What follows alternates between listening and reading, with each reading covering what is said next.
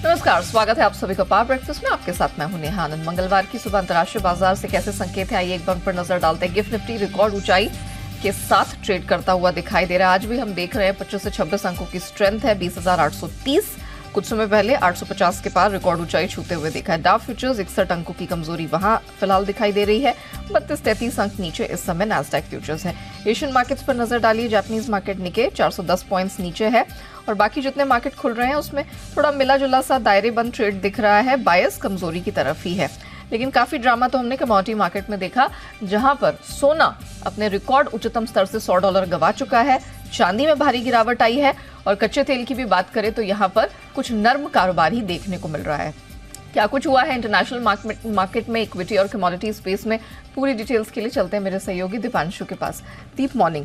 कल अच्छा खासा ड्रामा हुआ है, रिकॉर्ड हाइस तो दोनों स्पेसेस में बनते हुए देखिए, लेकिन बहुत उठापटक भी हुई। क्या हुआ एग्जैक्टली?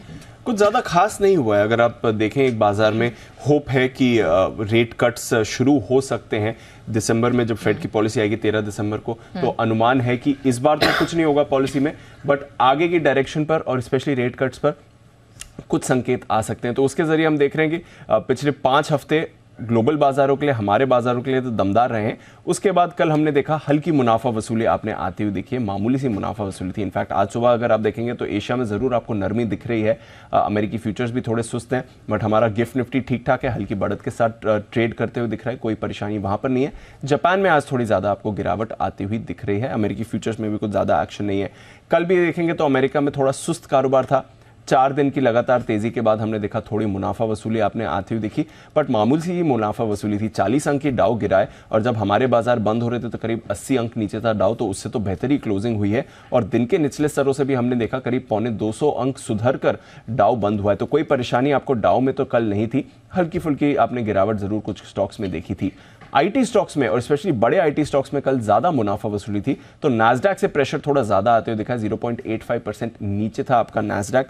थोड़ा 10 साल की बॉन्ड यील्ड के ऊपर जाने का भी असर था, हालांकि मामूली बढ़त थी। 4.25% के आसपास 10 साल की बॉन्ड यील्ड रही है। मेटा का शेयर बड़ा लार्ज कैप है, यहां पर आपने कल 1.5% की गिरावट देखी थी।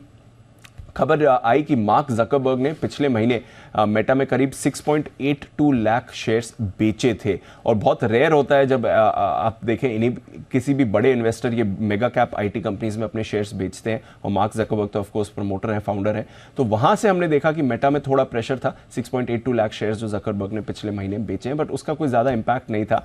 एप्पल का शेयर कल 1% टूटा है, और जो चेन्नई में तूफान आ रहा है उसका भी इसमें योगदान है, क्योंकि फॉक्सकॉन की फैसिलिटीज का डिसरप्शन थोड़ा हुआ है इस तूफान की वजह से, तो वहां से थोड़ा एक सेंटिमेंटल इंपैक्ट था एप्पल में, बट करीब 1% ही एप्पल फिसला है, कुछ ज्यादा इंपैक्ट वैसा आया नहीं है। बट हाँ, मेगा कैप आईटी शेयर्स में कल गिरावट थी, जिसका ऑफकोर्स बाजार के मूड पर असर पड़ा है, बट ये सिर्फ आईटी तक सीमित था, क्योंकि जो स्मॉल कैप की रैली है वो बरकरार थी। रसल 2000 कल हमने देखा 1% की तेजी के साथ बंद हुआ है, तो वहां पर कोई परेशानी आपने नहीं आते हुए देखी है।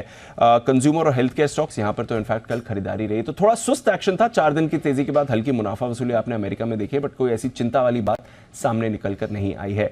यूरोप की बात करें तो यहां पर भी सुस्ती छाई हुई थी, कुछ ज्यादा बड़ा एक्शन यूरोप में नहीं हुआ है।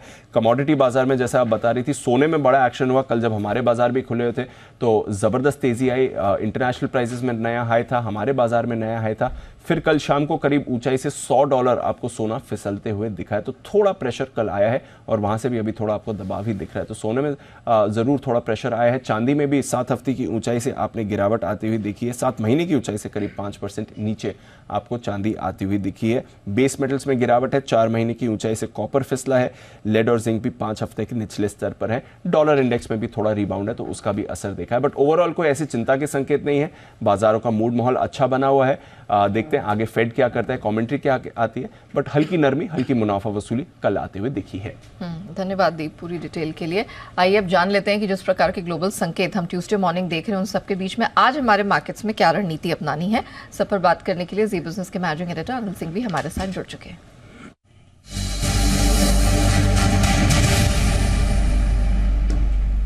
सर मॉर्निंग, कल की रिकॉर्ड तोड़ तेजी के बाद सर आज आपकी सलाह क्या होगी? निफ्टी, बैंक निफ्टी, क्या करना है सर? Good morning Neha. देखिए, संकेत काफी अच्छे हैं, चाहे ग्लोबल मार्केट्स हो, हमारे बाजारों के हो, क्योंकि ग्लोबल मार्केट्स में भी कोई खास कमजोरी हुई नहीं। डाउ अच्छा रिकवर होकर बंद हुआ है। जितनी कमजोरी रही उतनी तो भारतीय बाजारों को कल क्लोजिंग के वक्त अंदाजा था ही, तो मेरे ख्याल से उससे आपको संकेत है अमेरिकी बातों के ठीक है। हाँ, कमोडिटीज में जरूर आप बता रही हैं, सोने चांदी में थोड़ी उठापटक हुई है। दूसरा संकेत हमारे लिए जो कच्चे तेल का है वो धीमे धीमे और चलकर $78 के आसपास है, वो भी ठीक है। अब आइए भारतीय बाजारों के संकेतों के लिए कल जिस तरह की खरीदारी कैश मार्केट में एफआई और घरेलू फंड दोनों की तरफ से हुई है, वो कॉन्फिडेंस बढ़ाने वाली है। दूसरा, जितनी खरीदारी वायदा कारोबार में स्टॉक और इंडेक्स फ्यूचर्स में हुई है एफआई की तरफ से, वो भी बड़ी दमदार है। तो ऐसे में एक चीज क्लियर है कि चुनाव के नतीजे के बाद और ग्लोबल माहौल में खरीदारी का रुझान है। तो शुरुआत हो, कमजोर शुरुआत हो, थोड़ा नीचे मिले, खरीदने का मौका ही आपके लिए, कोई डाउट ही नहीं होना चाहिए। बाय ऑन डिप्स का मार्केट है, तेजी का व्यू बरकरार है, डायरेक्शन ऊपर की तरफ का क्लियर है, धीमे धीमे जाने के लिए 21,000 की तरफ। ऐसे में 20,500 20,600 ये है वो रेंज जहां पर आपको सपोर्ट मिलेगा। वहीं पर आपको इस रेंज में 2 टुकड़ों में खरीदना चाहिए, 20,500 पे भी थोड़ा और 20,600 के आसपास पे भी थोड़ा। ऊपर में कितना जा सकता है ये कहना थोड़ा सा मुश्किल काम इसलिए है कि एक तो ये कि जिन लेवल्स के आसपास है में ये लाइफ हाई है, नए लेवल से, और दूसरा है कि डेटा भी बहुत ज्यादा है नहीं है अभी भी। तो मेरा ये समझना है कि 20,725 के ऊपर ब्लू स्काई जोन है, अनचार्टेड टेरिटरी है। तो जितना भी जाए जाने दीजिए, तेजी के मार्केट को, बुल मार्केट और लाइफ हाई पर ट्रेड करने का एक ही तरीका है कि आप अपने स्टॉक को ट्रेड करते चले। बैंक निफ्टी कल दमदार प्रदर्शन करने के बाद ये भी लाइफ हाई पर जाकर बंद हुआ है। इनफैक्ट मैं आपको बताऊं कि कल के मूव के बाद निफ्टी के मुकाबले में बैंक निफ्टी ज्यादा मजबूत दिख रहा है। यहाँ पर भी सपोर्ट लेवल बड़ा नजदीक दिख रहा है, क्योंकि जो 46,370 का लाइफ हाई था हमने बैंक निफ्टी का पुराना, वो कल पार किया और उसके बेहद करीब है। तो आई थिंक सपोर्ट जो है बैंक निफ्टी पर इमीडिएटली 46,225 से लेकर 46,375 की रेंज मान के चले, ये आपके लिए खरीदारी की रेंज है। और ऊपर में एक बार 46,500 को पार करके निकले तो बैंक निफ्टी भी खुले नीले आकाश में जाता हुआ दिखेगा, ब्लू स्काई जो है, तो उसको आप अपसाइड को ट्रेल करते चले। ये स्ट्रेटेजी आज आपकी होनी चाहिए।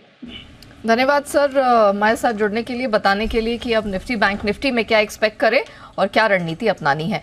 लेकिन खबरों के दम पर कहाँ एक्शन दिखेगा, महत्वपूर्ण ट्रिगर्स कौन से, जिन पे फोकस करना है, ये बताने के लिए अरमान हमारे साथ जुड़ चुके हैं। अरमान, मॉर्निंग, जरा बताइए कि आज कहाँ पर फोकस है, शॉपिंग लिस्ट क्या कहती है आपकी? बिल्कुल, गुड मॉर्निंग। सबसे पहले अगर आप बात करें पतंजलि फूड्स, यहाँ पर एनुअल एनालिस्ट मीट है, वो होनी है 4:30 बजे। ऋषभ इंस्ट्रूमेंट, इनका 50% का IPO का एंकर लॉक इन है, वो खत्म होगा, जो कि अगर आप 90 डेज का है। रिकॉर्ड डेट है बोरोसिल डीमर्जर, जिसमें होगा क्लास पैक में 3 शेयर ऑफ KPL के उनके लॉक किए जाएंगे, 4 जो हेल्ड कर रखे हैं जिन्होंने बोरोसिल में। होनासा कंज्यूमर, आज बड़ी ब्लॉक डील संभव है, यहाँ पर 61 लाख शेयर्स बेचेंगे फायरसाइड वेंचर्स। और ये अगर आप देखें 28 नवंबर को इसी बिजनेस ने सबसे पहले आपको जानकारी दी थी। कुल साइज जो है लगभग 230 करोड़ का है और प्राइस बताया जा रहा है 369 से 384 के आसपास का हो सकता है। नवंबर बिजनेस अपडेट्स हैं, जिसमें M&M फाइनेंस नवंबर में डिसबर्समेंट 16% बढ़कर आया है, कलेक्शन एफिशिएंसी 96% से गिरकर 94% पर आई है। IEX यहाँ पर नवंबर में वॉल्यूम्स लगभग 17.5% बढ़कर आए हैं। वहीं आप पावरएक्स महीने के लिए एक 4.06 रुपये प्रति यूनिट जो है वो रहा है। मॉइल नवंबर प्रोडक्शन में 35% की बढ़ोतरी है, मैग्नीज और में वहाँ पर भी 35% की बढ़ोतरी है, और नवंबर सेल्स की बात करें तो लगभग 18% की बढ़ोतरी है। DCB बैंक प्रमोटर AKFED, जो कि Aga Khan fund for economic development है, वो लगभग 83.4 करोड़ तक के इक्विटी निवेश की इच्छा उन्होंने जताई है, और प्रपोजल पर 8 दिसंबर को बोर्ड बैठक पर विचार किया जाएगा। जुपिटर वैगन्स कल बंद हुआ है, वहाँ पर QIP 29 नवंबर को खुला था QIP, और लगभग 1.3 करोड़ शेयर्स अलॉट कर 403 करोड़ जुटाए हैं, जो कि अगर आप बात करें QIP का इश्यू प्राइस 315 तय किया गया था। HCL टेक यहाँ पर सब्सिडरी JV की पूरी 49% हिस्सेदारी बेचेंगे, और बताया जा रहा है कि JV में हिस्सेदारी लगभग 1418 crore plus net book value पर जो है वो बेची जाएगी। JSW इंफ्रा सब्सिडरी ने 50% हिस्सा खरीदने के लिए करार किया है, 50% हिस्सा 270 करोड़ में खरीदेंगी। PNP मैरीटाइम में हिस्सा खरीदने के लिए करार करते हुए दिखे हैं। ग्रेफाइट इंडिया यहाँ पर गोदी इंडिया में 31% हिस्सेदारी 50 करोड़ में खरीदी है।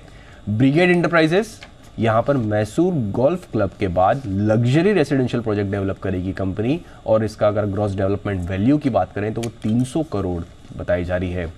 कैम्स, यहाँ पर जो प्रमोटर ने ग्रेटर इन लगभग 92.8 लाख शेयर्स बेचे हैं। कई सारे नाम आते हुए दिखे हैं, 36 बायर्स के नाम आते हुए दिखे हैं, जिसमें आप इंडियन देख लीजिए या फिर इंटरनेशनल फंड, सारे नाम हैं। कुछ नाम जैसे अगर आप देखें तो सोसाइटी जनरल, इंडियन ऑक्रेन, वाइट ऑक कैपिटल जैसे नाम आपको दिखेंगे।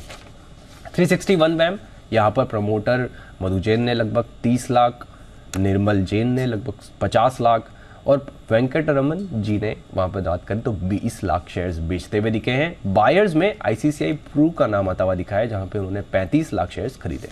ओके, चलिए, तो ये वो खबरें हैं जिन पर आपको रखनी है नजर। लेकिन मार्केट में तो धुआंधार तेजी दिख रही है, खासतौर से विधानसभा चुनाव का जिनका इंतजार था उसके बाद अब व्यू कुछ बदलता हुआ दिखाई दे रहा है। 4 विधानसभा चुनाव के नतीजों के बाद अब बाजार पर ब्रोकरेजेस की क्या राय बन रही है, पूरी डिटेल लेकर कुशल हमारे साथ जुड़ चुके हैं। कुशल, मॉर्निंग। क्या बता रहे हैं, कुछ नए रिकॉर्ड्स की तैयारी? बिल्कुल नए रिकॉर्ड्स की तैयारी हो रही है और दोनों ही जिस तरह से विधानसभा चुनाव के नतीजे आते हुए दिखे हैं और उसके बाद अब जनरल इलेक्शंस की तैयारी है, तो यहाँ पर सबसे बड़ा फोकस बन रहा है कि कौन आगे रहने वाला है सरकार में, और उस चीज़ को लेकर तमाम जो ब्रोकरेज हाउसेज हैं वो इस चीज़ को बुलिश है कि मेजॉरिटी से बीजेपी वापस से केंद्र सरकार में लौट सकती है जनरल इलेक्शंस के बाद। तो ऑफ कोर्स सीएलएसए सबसे पहला है। यहाँ पर महंगाई की वजह से जो गिरती ग्रामीण मांग है उसको लेकर सरकार, जो मौजूदा सरकार है, वो बड़े वेलफेयर स्कीम्स ला सकती है और 0.25% ऑफ जीडीपी भी यहाँ पर खर्चा होता हुआ दिख सकता है, करीबन 1 लाख करोड़ रुपए। तो रूरल जो इकोनॉमी से जुड़ी हुई जो थीम्स है वो हो सकता है कि फोकस में रहे आगे चलकर। साथ ही जेफरीज यहाँ पर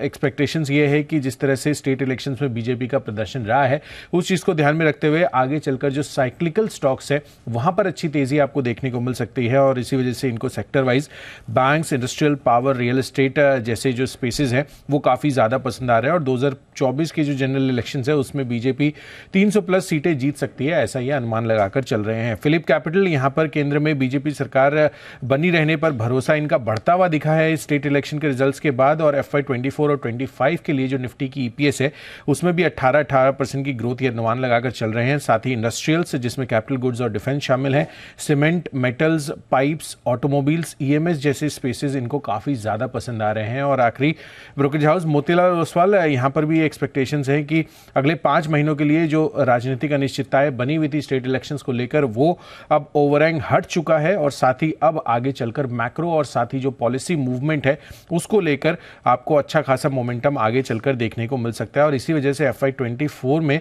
जो कॉर्पोरेट अर्निंग्स है ये अनुमान लगाकर चल रहे हैं कि 20% तक की ग्रोथ वहां पर देखने को मिल सकती है। पसंदीदा सेक्टर्स तो है ही BFSI, industrial, real estate, auto, consumer discretionary, but stocks में भी लार्ज कैप और मिड कैप स्टॉक्स कुछ पसंद है, जिसमें लार्ज कैप में SBI, axis, M&M, hero, L&T, UltraTech जैसे स्टॉक्स फोकस लिस्ट में है, और मिड कैप में Godrej properties, lemon tree, PNB housing, angel one जैसे स्टॉक्स पर भी इनकी नजर बनी हुई है। तो ये 4 दिग्गज ब्रोकरेज हाउसेज का जो रुझान है विधानसभा इलेक्शंस के आउटकम के बाद वो साफ तौर पर ये बता रहा है कि आगे चलकर बड़ी पॉजिटिव मूवमेंट और केंद्र सरकार 2024 के जनरल इलेक्शन में जो अभी मौजूदा बनी हुई है वो वापस से आ सकती है। ओके, तो नए साल के लिए कुछ बड़े बिग बैंग आप कह सकते हैं रिसर्च और फोकास्ट आते हुए नजर आ रहे हैं बड़ी ब्रोकरेजेस से। धन्यवाद कुशल पूरी डिटेल के लिए। आइए अब एक्सपर्ट्स की राय जान लेते हैं, और इक्विटी मार्केट पर आज राय देने के लिए मोतीलाल ओसवाल की शिवांगी सरदा हमारे साथ शो में शामिल हो चुकी हैं। शिवांगी जी, मॉर्निंग, बहुत स्वागत है। जरा बताइए आपको इक्विटी मार्केट में आज क्या पसंद आ रहा है, कौन से सेक्टर या स्टॉक्स पे नजर रहेगी? Good morning Neha ji. और हम देख रहे हैं कि मार्केट जो है वो पूरे बुल्स के एक्शन में है, और यहाँ पे हर छोटी डिक्लाइंस में खरीदारी देखने को मिल रही है। और अच्छी बात ये है कि सेक्टर स्पेसिफिक एक्शन बहुत ही स्ट्रांग है। यहाँ पहला मेरा काउंटर जो रहेगा वो है ओबरॉय रियलिटी। हम देख रहे हैं वीक ऑन वीक बेसिस पिछले 5 हफ्तों से कंटिन्यूसली हायर लोज बन रहे हैं, यानी कि सपोर्ट जो है वो हायर जोन की तरफ शिफ्ट हो रहे हैं। डेली फ्रेम में पिछले 10 दिनों के कंसोलिडेशन के बाद जो है स्टॉक अप अपने हायर जोन को निकालने की तैयारी कर रहा है पूरी। तो यहाँ पे खरीदारी की राय रहेगी 1500 के टारगेट्स के लिए, 1405 के एक स्टॉप लॉस के साथ। दूसरा नाम जो है वो है PSU स्पेस में से। हम देख रहे हैं कि बैंकिंग स्टॉक जो है जो पूरा लैकलस्टर मूव, जो पूरा स्लैग देखने को मिला है पिछले एक सीरीज में, वो अब अच्छी तरह से लॉन्ग की तरफ कन्वर्ट होते हुए दिख रहे हैं। तो यहाँ कैन बैंक जो है वो काफी पॉजिटिव लग रहा है। स्टॉक जो है अपनी 50 एक्सपोनेंशियल मूविंग एवरेज को काफी अच्छी तरह से सपोर्ट बनाते हुए कामकाज किया है पिछले 6 महीनों में, और वॉल्यूम यहाँ पे बहुत अच्छी तरह से इंक्रीज हुए हैं पिछले 4 दिनों से। RSI भी पॉजिटिव डाइवर्जेंस दिखाते हुए दिख रहा है। तो यहाँ पे खरीदारी की सलाह रहेगी 444 की एक टारगेट के लिए, 417 की एक स्टॉप लॉस के साथ। चलिए, बहुत धन्यवाद आपका शिवांगी जी हमारे साथ जुड़ने के लिए। दो बेहतरीन पिक्स। रियल्टी स्पेस की ओबेरॉय रियल्टी 1500 तक का लक्ष्य बनता दिख रहा है, करे खरीदारी 1405 के स्टॉप लॉस के साथ, और 444 का टारगेट बनेगा कैन बैंक में। खरीदारी के साथ रखना है स्टॉप लॉस 417 का। फोकस कमोडिटी बाजार पर करते हैं और केडिया कमोडिटीज के अजय केडिया हमारे साथ इस समय शो में शामिल हो चुके हैं। केडिया साहब, मॉर्निंग। बहुत उठापटक हमने देखी है कल मार्केट्स में, लेकिन ऑल इन ऑल देखा कि जब क्लोजिंग हुई तो नेगेटिव नोट पर ही हुई है। इनफैक्ट सोने चांदी से शुरुआत करते हैं क्योंकि सबसे ज्यादा ड्रामा हमने यहीं देखा। कहां आप $2151 के पास इंटरनेशनल मार्केट में एक रिकॉर्ड हाई बनता देखते हैं, 64,000 घरेलू बाजार में बनता है, और फिर उसके बाद एक ही झटके में 1500-1600 रुपए यहां पर कट आउट हो जाते हैं। इसे कैसे देखा जाए? ये करेक्शन आया है ऊपरी स्तरों से या अभी भी प्रेशर बाकी है? Very good morning Neeraj.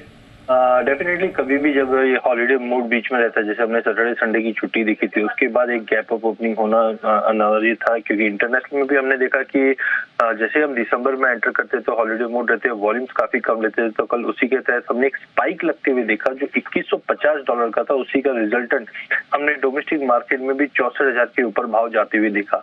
But कहीं ना कहीं डॉलर में रिकवरी और हायर साइड पे प्रॉफिट बुकिंग हिट होते हुए दिखाई दी, जिसके चलते कल टॉप से लेकर बॉटम तक हम काफी बड़ा मोमेंटम आते हुए देखा।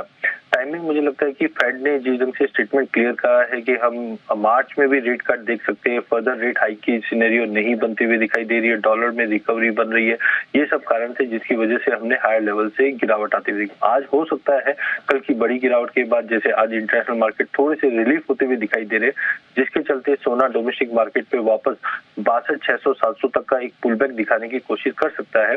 बट टाइमिंग सारी जो स्टोरी थी जो गोल्ड को सपोर्ट कर रहे थे, चाहे हम इंटरेस्ट रेट कटौती की बात करें, डॉलर इंडेक्स में जो फॉल था, वो सब ऑलमोस्ट डिस्काउंट हो चुका है। तो आई थिंक ट्रेंड अभी थोड़ा सा नेगेटिव रहेगा एक ये हफ्ते के लिए।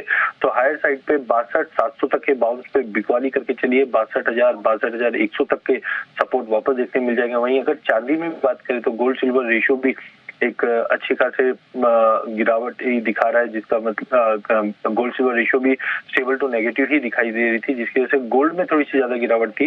बट कल चांदी ने भी काफी अच्छी एक प्रॉफिट बुकिंग है, करीबन 1900 रुपए के close down side close the है। तो यहाँ पे भी हम देख रहे हैं 76,700 तक का एक पुल बैक दिखा सकता है। बट कुल मिला के मुझे लगता है कि अगले 2 सेशन में हम वापस 75,500 तक का लेवल डोमेस्टिक में, जबकि इंटरनेशनल मार्केट में वापस 24-20 की रेंज में आते हुए देखेंगे। सिल्वर के लिए स्टॉप लॉसेस क्या होंगे अगर सेल ऑन राइज करते हैं तो? चांदी में मुझे लगता है 76,700 पे बेचना चाहिए, 77,200 का स्टॉप लॉस रखिए, 75,500 का टारगेट रहेगा। ओवरऑल आज दिन के सेशन में बाउंस दिखेगा, बट कुल मिला के सेल ऑन रैली की ही रणनीति बना के रखिए। और गोल्ड में स्टॉप लॉस जरा रिपीट कर दीजिए सर। गोल्ड में मुझे लगता है 62,650 पे बेचना चाहिए, 62,980 का स्टॉप लॉस रहेगा, 62,100 का टारगेट रहेगा। ओके अच्छा, अब जरा बताइए कि कच्चे तेल में क्या करें? ऑलमोस्ट 2-2.5 हफ्ते के लोस पर ट्रेड कर रहा है, 78 के करीब टिका हुआ है। जिन फंडामेंटल्स ने सोने चांदी या मेटल्स को सपोर्ट किया, वो कच्चे तेल को सपोर्ट करने में नाकामयाब रहे हैं। तो अब कच्चे तेल में यहाँ से क्या करना है?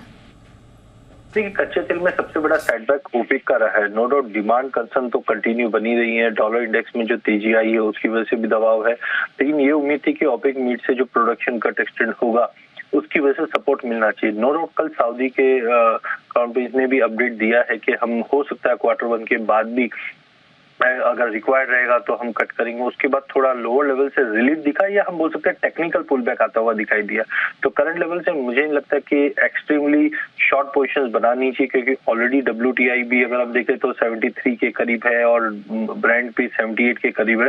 तो बेटर है ये लेवल से शॉर्ट नहीं कीजिए, यहाँ से एक टेक्निकल पुल बैक आने की पूरी कोशिश हो सकती है। तो 6100 के करीब लेके चलिए, 6000 का स्टॉप लॉस रखिए, 6350 का एक टेक्निकल पुल बैक देखने मिल सकता है। ओके और मेटल्स में जो हमने कल कूल डाउन आता हुआ देखा, कॉपर अच्छा खासा स्ट्रेंथ दिखा रहा था, 4-4.5 महीने की ऊंचाई पे था, वहां से $250 घट गया। और बाकी मेटल्स भी, लेड भी है, जिंक भी है, ऑलमोस्ट 4-5 हफ्ते के लोस पर है। तो क्या लग रहा है यहाँ पर भी कुछ पुल बैक, कुछ टेक्निकल कम बैक? बिल्कुल नेहा जी, क्योंकि अगर हम देखें कल के जो ये इरोशन थे वो गोल्ड सिल्वर क्रूड इन सबको देखते हुए ही दिखाई दिया है, क्योंकि डॉलर में भी जंप था। बट करंट लेवल से शॉर्ट अवॉइड कीजिए, 719 पे बाय कीजिए, 717 का स्टॉप लॉस रखिए, 724 तक का लेवल कॉपर में जब मिलेगा। जिंक के अंदर 220 पे लीजिए, 218-50 का स्टॉप लॉस रखिए 223 तक का एक पुल बैक जंप देखने मिल जाएगा। ओके चलिए, तो एक पुल बैक डेफिनेटली यहाँ पर देखने को मिलेगा। सिर्फ सोने चांदी में थोड़ा सा प्रेशर और बाकी है, लेकिन जहाँ तक मेटल्स का सवाल है या कच्चे तेल का सवाल है, यहाँ पर आपको कुछ खरीदारी ही करनी है। कॉपर 719 के पास ले, 2 रुपए नीचे का स्टॉप लॉस 724 तक दिख रहा है। जहाँ तक जिंक का सवाल है, यहाँ पर 220 के पास आप ले, 218 रुपए 20 पैसे का स्टॉप लॉस, 223 तक का टारगेट अपसाइड में जिंक में आपको बनता दिखाई दे रहा है। Ajay ji, thank you so much sir, हमारे साथ जुड़ने के लिए, बताने के लिए कहां कहां आज है खरीदारी और बिकवाली के मौके।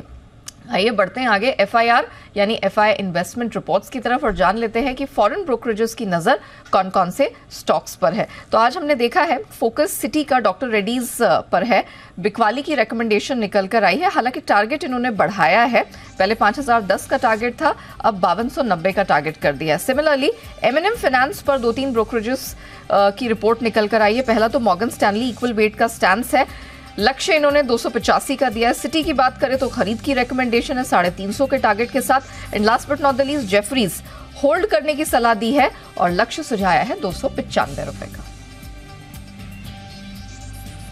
चलिए इसी के साथ पावर ब्रेकफास्ट को हम यही रैप अप करते हैं, लेकिन बने रहिएगा जी बिजनेस के साथ।